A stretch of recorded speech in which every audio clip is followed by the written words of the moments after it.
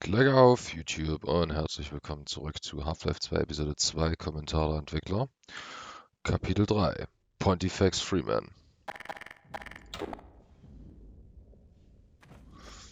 Das Kapitel wird auch wieder dezent lang. In this vista, we release the player from the confines of the subterranean world and thrust them into a vast open space on a scale rarely seen in our previous games. The narrative takes advantage of this scale as well. With our allies at close range and our enemy is on the distant bridge, we are reminded of the personal stakes and the larger threat, all in one short scene. Spasiba. We tried several different ways of showing the advisor traveling with the Combine forces. We started off with an advisor pod flying over the troops, much as they flew from the Citadel at the end of Episode 1. However, we didn't want to give the impression that those pods were anything but emergency escape units. They were not meant to be self-powered flying crafts that could be piloted around in future episodes. We ended up with the solution you see here. APCs are pulling a structure holding an inert advisor pod. This lets the player study the advisors at different points in their life cycle. They see the main stages of the advisor's metamorphosis, from harmless larvae into powerful and highly mobile monsters. Sometimes very small changes can make a big difference. Originally, these troops all marched in lockstep, using the same walk animation. This looked extremely robotic. We took a second walk animation that had been done for this troop skeleton, a more upright, casual walk, and programmed each soldier to randomly blend between the two walk cycles as he crossed the bridge. This 30-minute change made a huge difference in the scene. Ja, manchmal hast du eben halt kleine Veränderungen, können manchmal auch Großes bewirken. Most of our dramatic scenes are constrained in such a way that the player can't progress until the scene is over. For example, there might be a gate that only Alex or a Vortigaunt can open. In this scene, where the Vortigaunt and Alex first see the Combine marching on White Forest, we simply placed a few barrels to block the way while Alex and the Vortigaunt speak. With just this slight impediment, every playtester stayed and watched the scene as intended, so no explicit gate was needed. Ja, weil hier muss der Arsch mal durch und wenn du die zwei dann reden hörst, dann bleibst du vielleicht der Arsch mal dran. Hörst dir an, guckst dir an.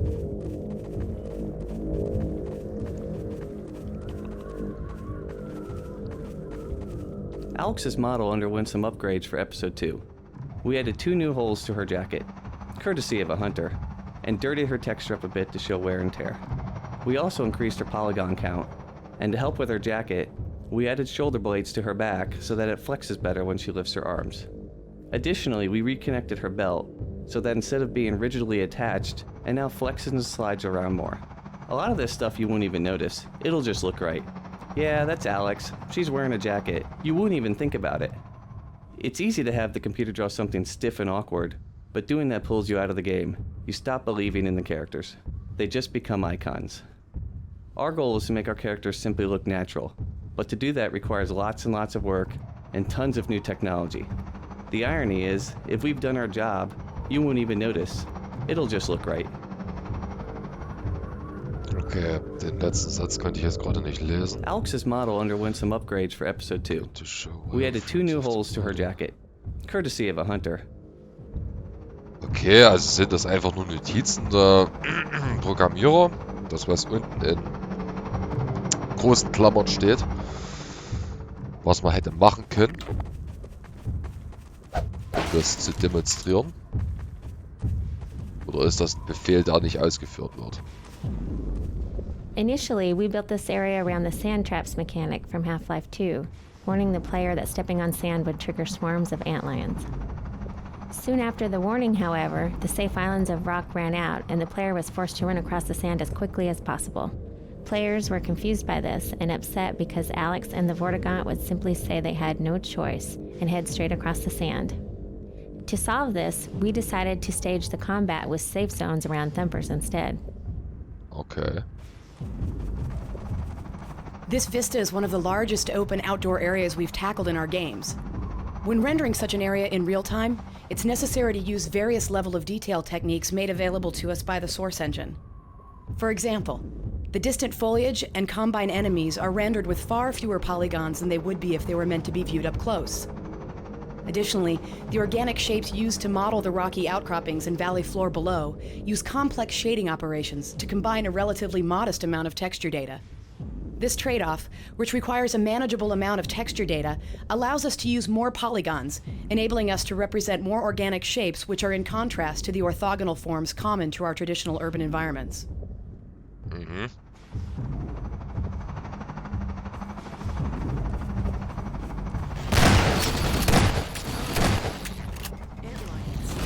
Early in the development for this level, we used an animation for Alex that showed her as clearly injured as she ran along behind the player. This really slowed her down, however, and playtesters did not enjoy waiting for her to catch up or going back to retrieve her. To address this, we started a recovery in the preceding map to make sure she was healthy enough to run at a regular speed before reaching this area. Okay.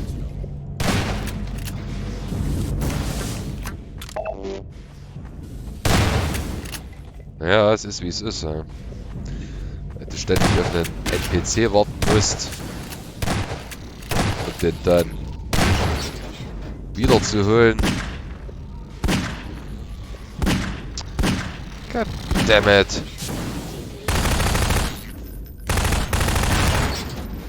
So, ohne Fadenkreuz.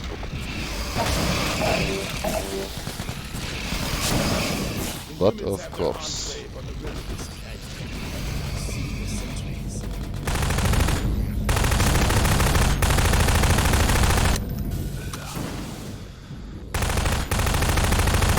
For fuck's sake.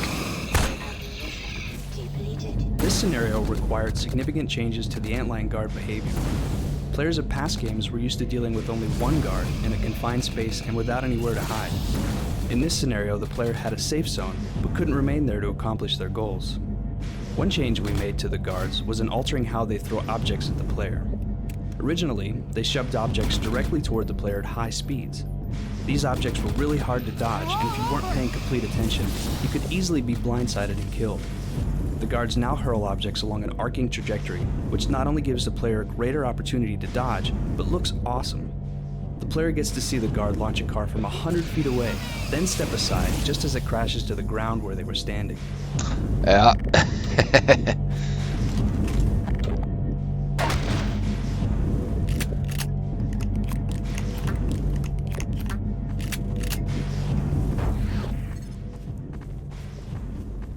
Wo seid ihr, Mistviecher?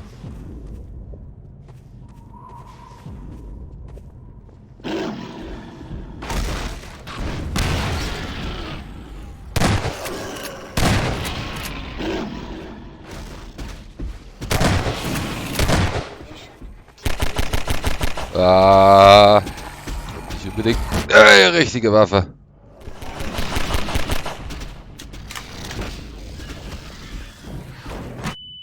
Ouch. God damn it!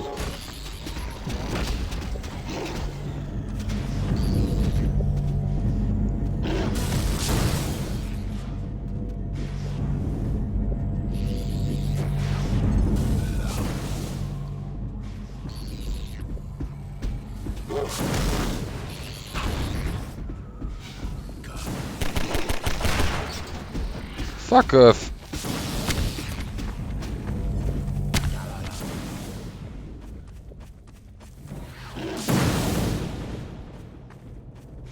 Lässt du mal den Motor liegen?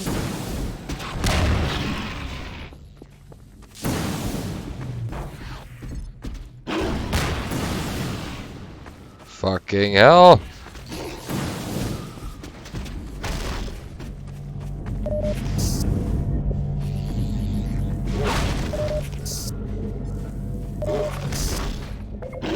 Arschgeige.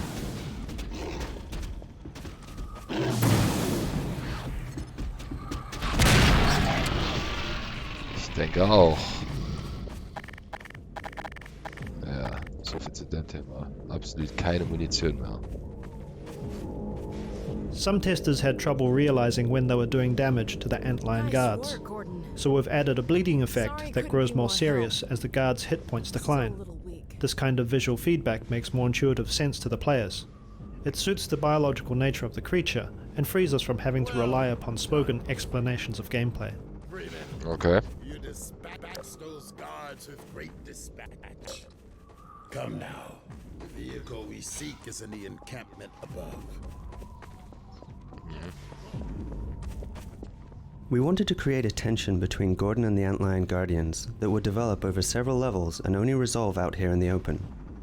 In order to differentiate this Guardian from the others the player had encountered throughout Half-Life 2 and Episode 1, we changed his texture to a glowing green.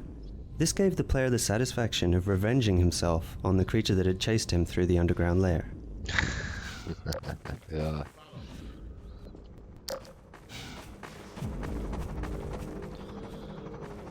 This lift will carry us to where the vehicle awaits. Na dann.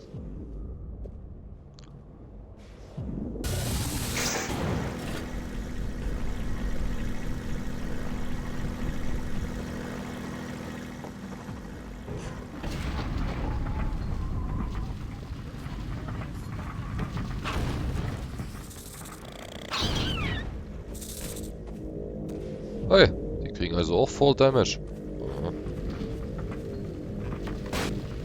Nein! Nein! Damn it! Ich bin 2 Etagen tiefer gerauscht.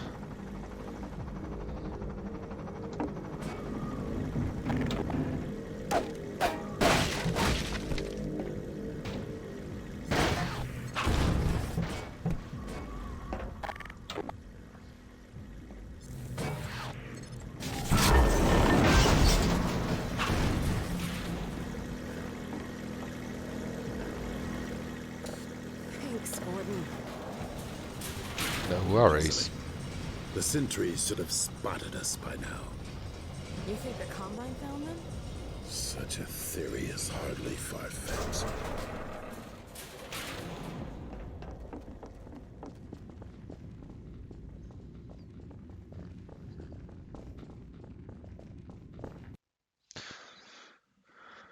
Lorde Doden.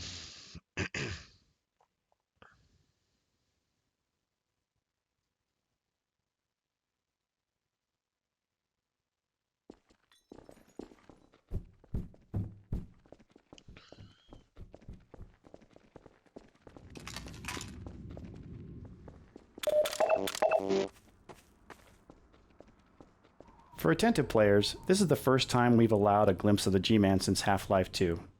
In Episode 1, we suppressed the G-Man's visitations completely, to show that he had lost track of Gordon. But after Alex's healing incident earlier in Episode 2, he is actively watching again. Keep an eye out for him. Stimmt. In Episode 1, Alex climbs up into a hidden room and uses a Combine sniper rifle to assist the player. The player never sees the rifle, only the targeting beam. For Episode 2, we decided to show the Combine sniper rifle and let the player know exactly where Alex would be standing when she used it. However, making it visible and accessible to the player required us to come up with a way to make the rifle usable only with the Vortigaunt's help.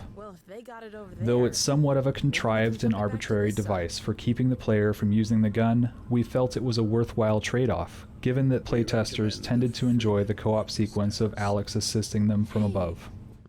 I'm feeling a lot better. That condition will not last long if you plunge into the toxins below.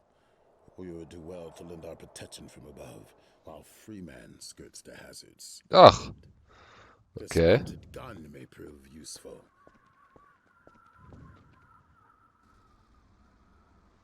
Hehe. The gun would appear to be powerless. Go, Freeman. I will look after the Alex Vans. Na dann. Well, Gordon, I guess it's all up to you. Here, I'll get this field down.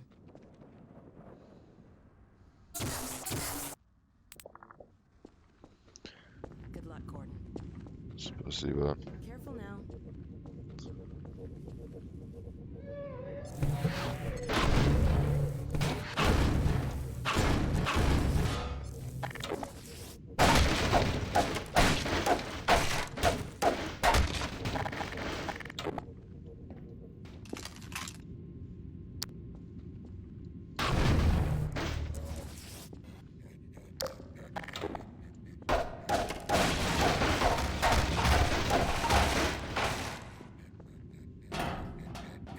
The ambient sound of the poisoned zombie breathing was placed here to make the descent into the building scary. Although most of the team thought it was comical, there were a few playtesters visibly unnerved by it. One playtester stood at the opening to this room for a long time, afraid to go in. Ja, weil er hier ein anderes Atemgeräusch genutzt habt.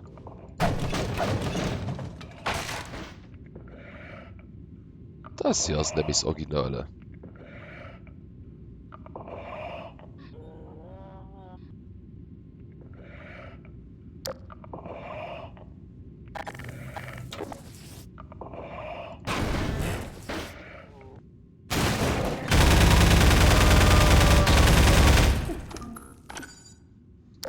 Oh, die Combined Rifle ist ganz schön gut.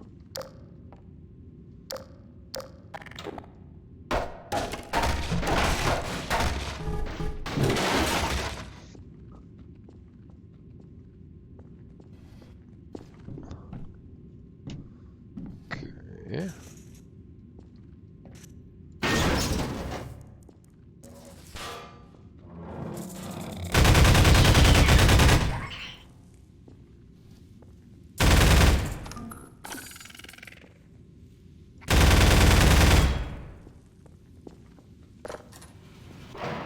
Training players who haven't played previous episodes is always a challenge. Those who had not played episode 1 did not immediately understand that the Combine sniper beam was friendly. They avoided it, thinking it could damage them. Therefore, we added this staircase scenario, where we reintroduce Alex's sniper behavior and make a show out of her shooting a zombie to protect the player. Ja, gut. Das ist aber nicht unbedingt schlüssig, weil in Half-Life 2, nachdem man aus Ravenholm rauskommt, auf dieser Zugstrecke sind auch Combine-Scharfschützen. Und die erschießen auch Zombies.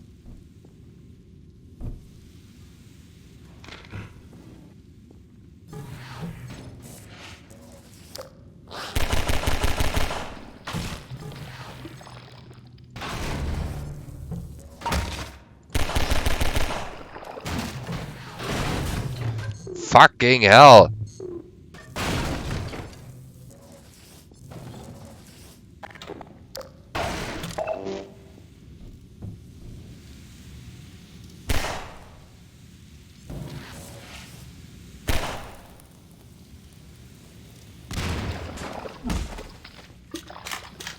Es dauert einfach zu lange, bis das Gravitron einsatzbereit ist.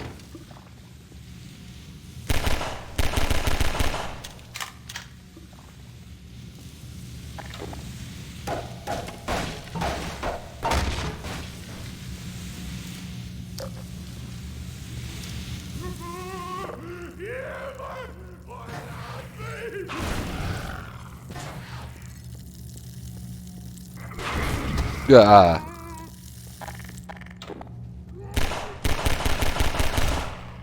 Steht da noch einer um die Ecke.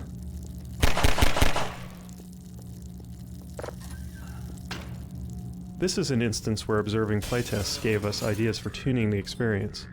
In an early version, playtesters would trigger the lights to go out and the zombies to wake up. Then, they would run out of the room and close the door. After seeing this repeatedly, we added a trigger allowing the zombies to open the door and chase the player.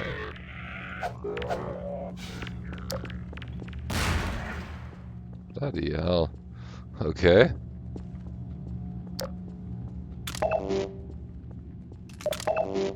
Ah, shotgun ammo. In this scene, we rigged an entity called a physics explosion to create movement among the boxes inside the dumpster.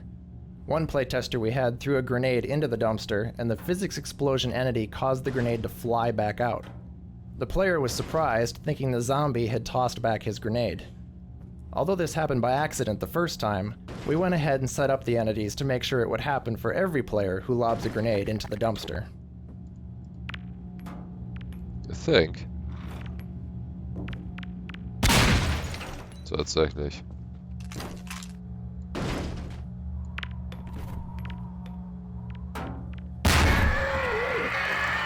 Funktioniert nicht immer.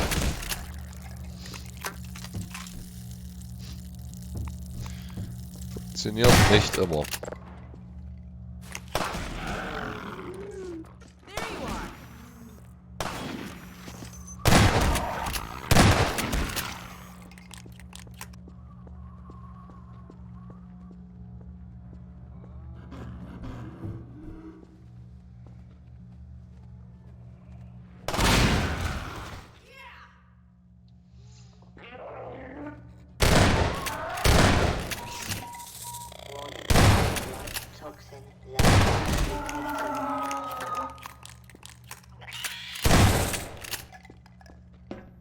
Earlier in this level, we blocked the path with fire and forced the player to turn off a gas jet to continue.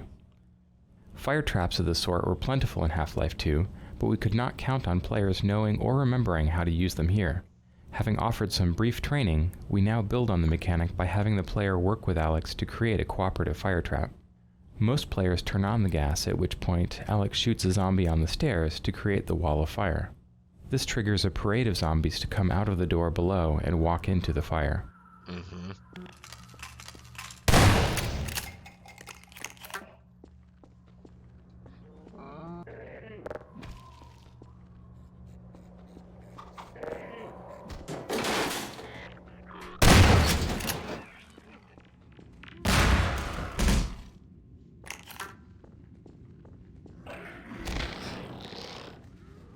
War das nicht hier, wo wir... Ah!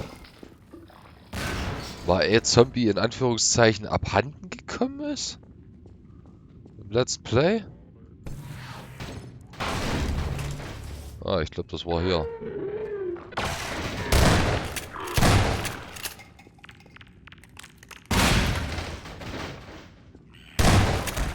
Das gut sein.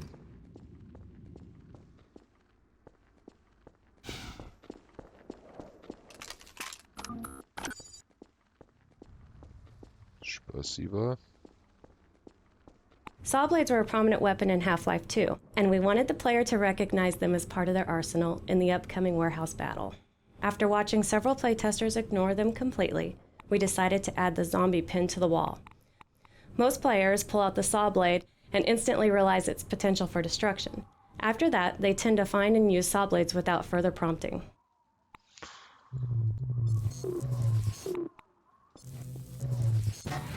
Ja, gut. Kann man machen, muss man auch nicht. The battle in the warehouse was created fairly late in the development of this map, when we realized that the level had a steady stream of combat, but no real climax. We wanted to take advantage of Alex's sniping abilities, building on the scene in Episode 1 where the player can punt boards off windows to give her a better view of attacking zombies. Here, we have the player removing tin roof panels to give Alex a line of sight into the room below.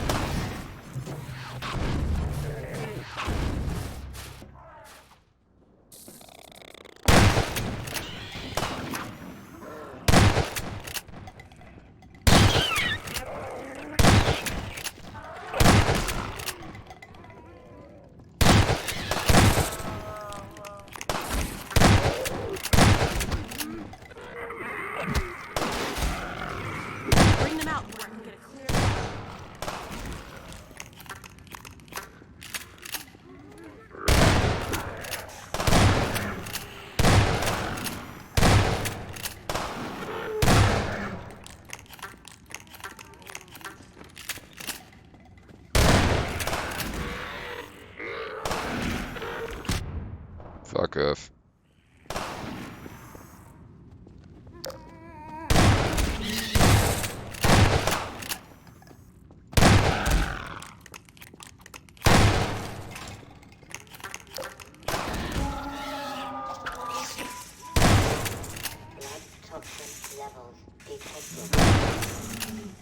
Bleib liegen.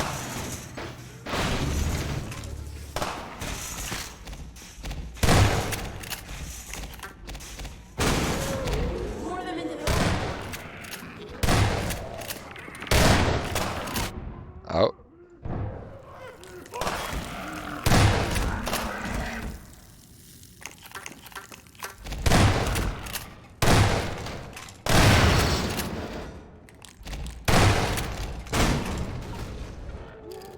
nett.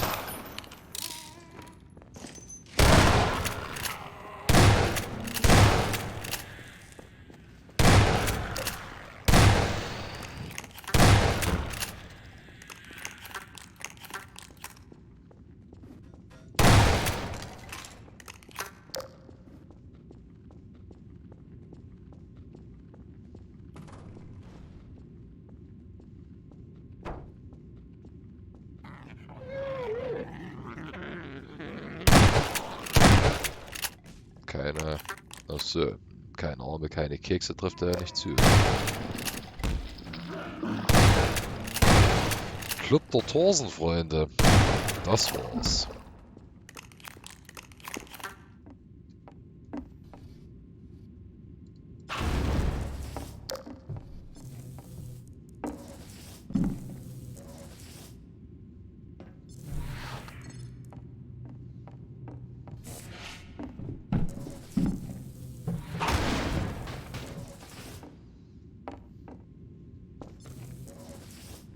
As much as possible, we try to create small surprises for the player that aren't related to combat at all.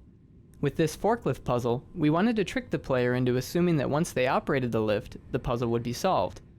However, the player soon realizes that the obvious solution is actually a bit of misdirection.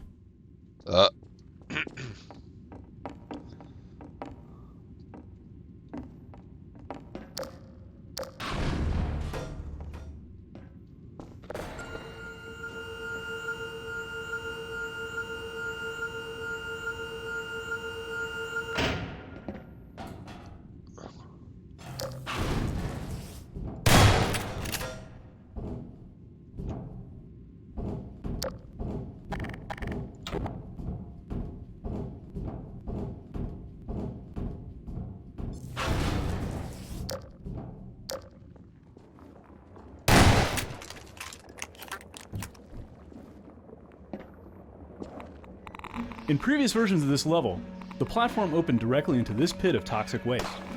Playtesters who didn't recognize the waste as something harmful would jump straight into the pit. We changed the path so the player could make a safe landing and slowly come to understand the toxic threat.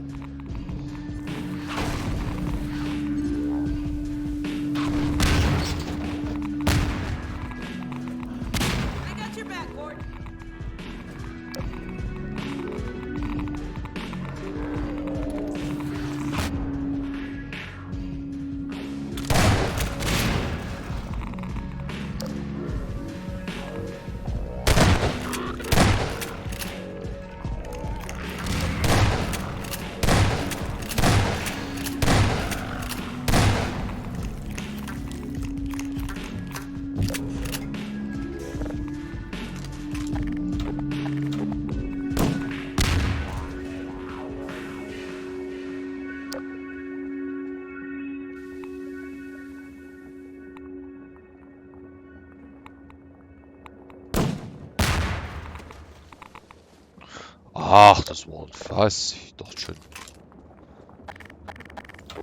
We always look for opportunities to add narrative touches in our levels. The idea behind this chair, the submachine gun, and the beer bottles is that someone used to sit here, drink beer, and drop grenades into the pit of zombies. We give the player the opportunity to reenact this experience by giving out unlimited grenades and spawning zombies as soon as the player reaches this spot.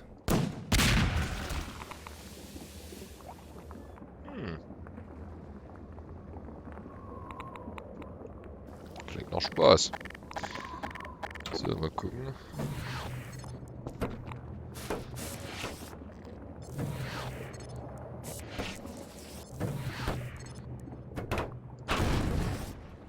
Yeah, well. That works. Yeah, pins.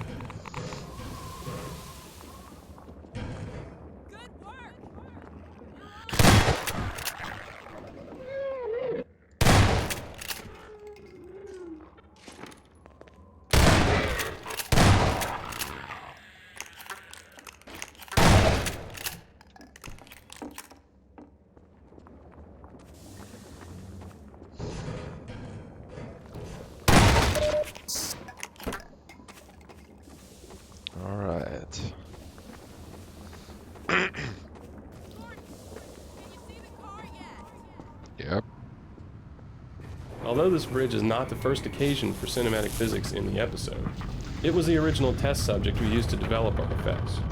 In early prototypes, the bridge started off in its broken position.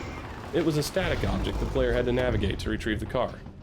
When we incorporated the cinematic physics, we thought this bridge would be a great opportunity for players to see an immense piece of the environment transform before their eyes. The bridge collapse not only showcases the cinematic physics, it reminds players of the growing threat from the super portal, and sets up a navigational puzzle they must use the car to solve. Ha, ich hätte mir jetzt zwar lieber einen Kommentar zum Auto gewünscht, aber gut.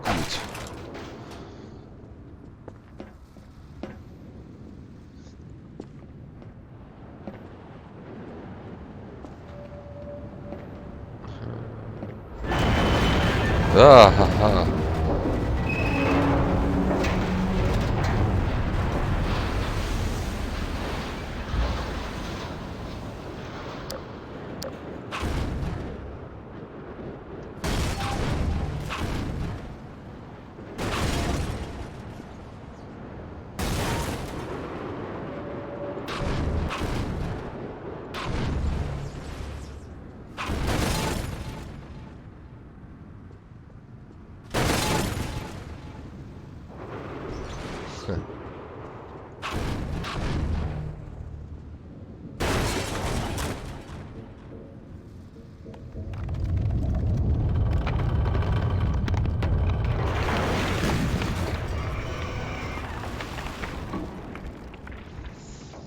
Alright.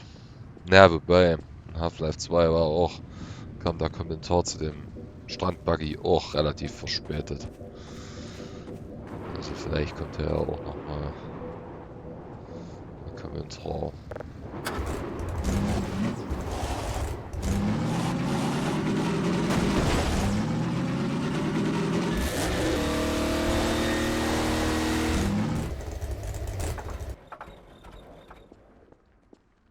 The original Episode 2 vehicle was dubbed the Jalopy, which says something about how uncool it was. Early feedback was that it seemed too similar to the Half-Life 2 buggy.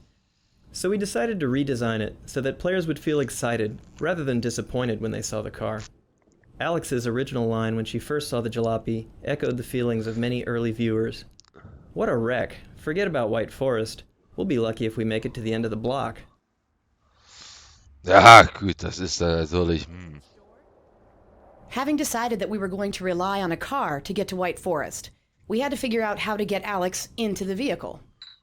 Games often accomplish this by moving their characters close to the vehicle and then teleporting them inside in a very visible and jarring manner. We knew this would ruin Alex's believability as a character, so she had to smoothly get into a vehicle the way you would expect a person to in real life. This was no small task, given all the strange angles and positions the player could work the vehicle into. Alex also needed multiple entries into a vehicle, given that the doorway she wanted to use could be blocked or otherwise inaccessible.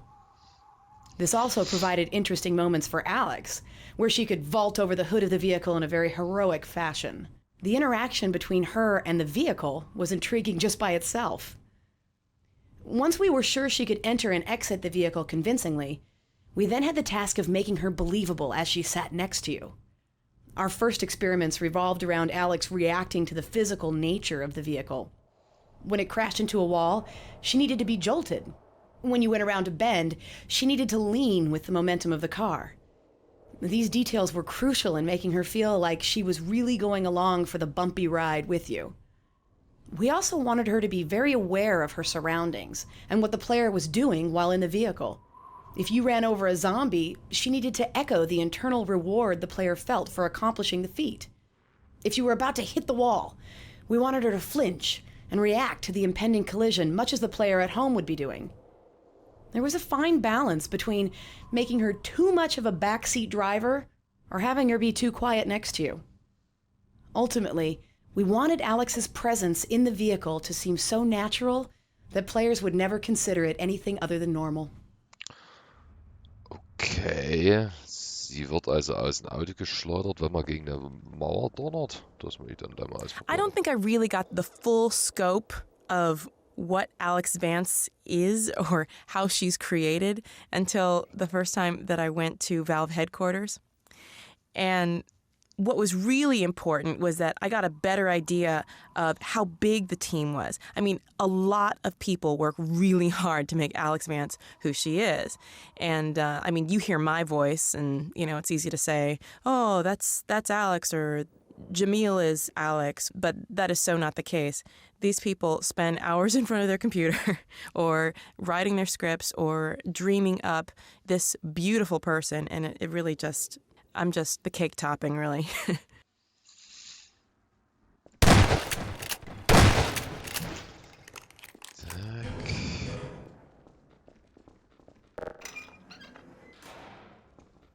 Nee, das muss ich dann mal ausprobieren. Wird zwar erst im nächsten Kapitel, aber trotzdem. Great driving, Gordon. Well done, Freeman. Oh, hey, damn it. Oh my God.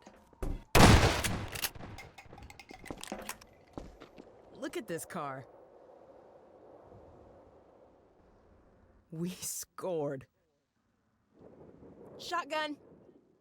Oh, unless you want it. I fear a more urgent errand demands our attention.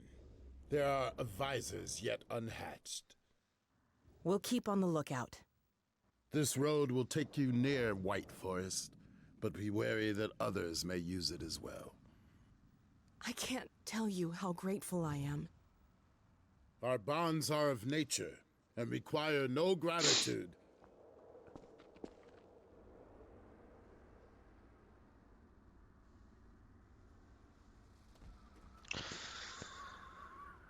Das, was sie gesagt hat, Shotgun, ist eine Redewendung im Englischen für Beifahrer. Beziehungsweise... Stay safe.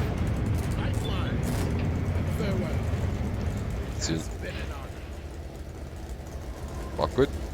Beziehungsweise, wenn mehrere in einem Auto mitfahren wollen, der erste, der Shotgun ruft, darf auf dem Beifahrersitz.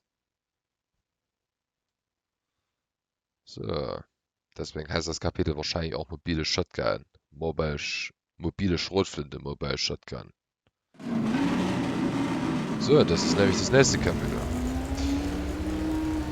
Und das sehen wir uns aber erst in der nächsten Folge. Bis dahin, macht's gut.